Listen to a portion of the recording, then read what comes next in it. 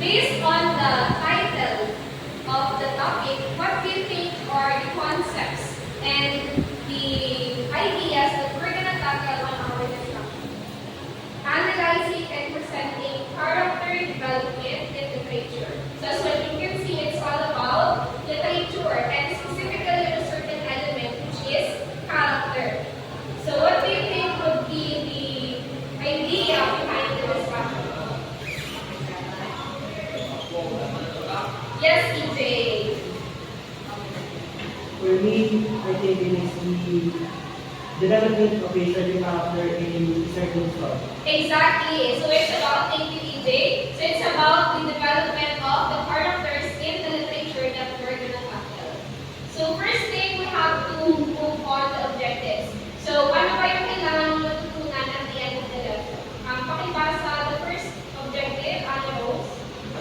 Develop the ability to analyze characters in depth, examining their traits, motivations, conflicts, and growth throughout these literature. Thank you. So the first thing that you're going to learn is to develop your analysis when it comes to the characters in the story. We're that on the deeper meaning behind those characters, and as well as their traits, motivations, the conflicts that they're going to struggle on the literature. The second objective, JP.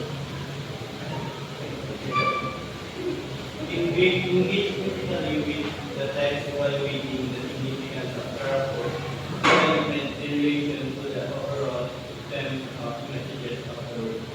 Okay, so the next objective is just all about examining critically the text, evaluating its significance or importance of character development. Gaano ba kahalaga ang character development when it comes to the message of the literature or the overall theme? And the last objective, Rhea. Enhance their oral communication skills by effectively assuming different roles, articulating ideas, and interacting with others in simulated scenarios. Okay, so simulated scenarios, it's included in our discussion because you're gonna have to interact with each other and play the roles of those characters that would be tackled in our literature, as well as to develop your oral communication skills, meaning it's all about practicing your English speaking skills. But before we delve into our topic directly, so let us have first an activity. So our activity, listen carefully with the instruction. So I have here bullets of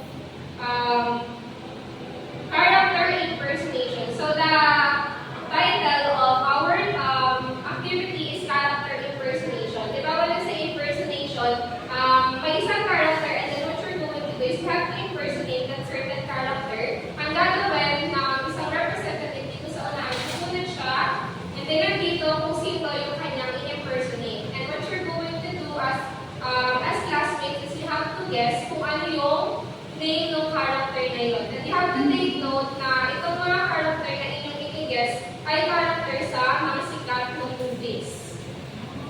Nagets niyo ba? Yes!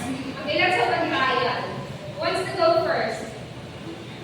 Sino ang unang gusto mag-impersonate dito sa unahan? Trial. Ano, Rose?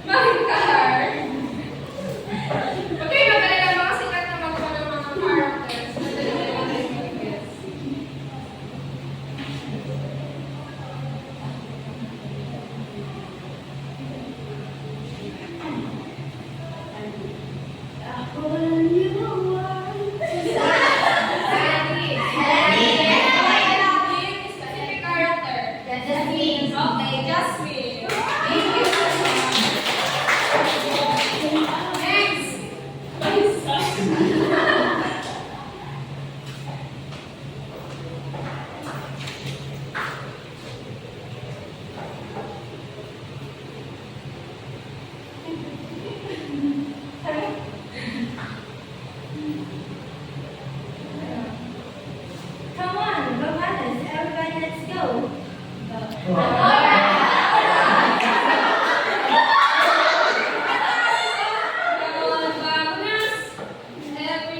let's go. It's a song. Next, Risha. Sakto kayo.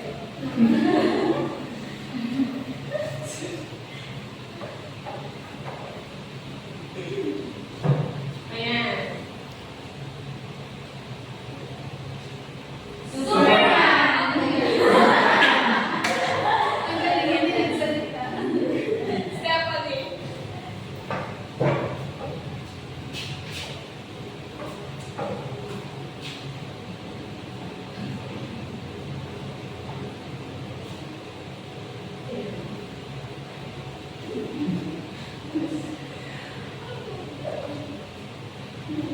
I'm going to be the next Hokage. Nakato. Naruto. And we have three. BBJ.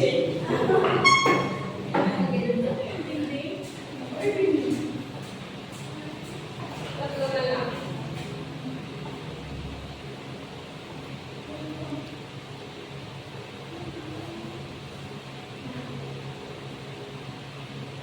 Okay, pick a number.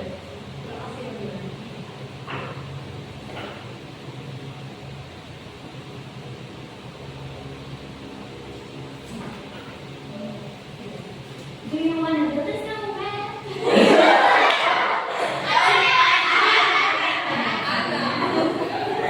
And for the last one, JB.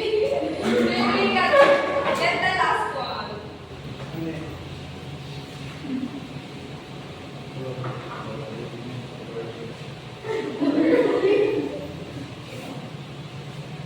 Let it go.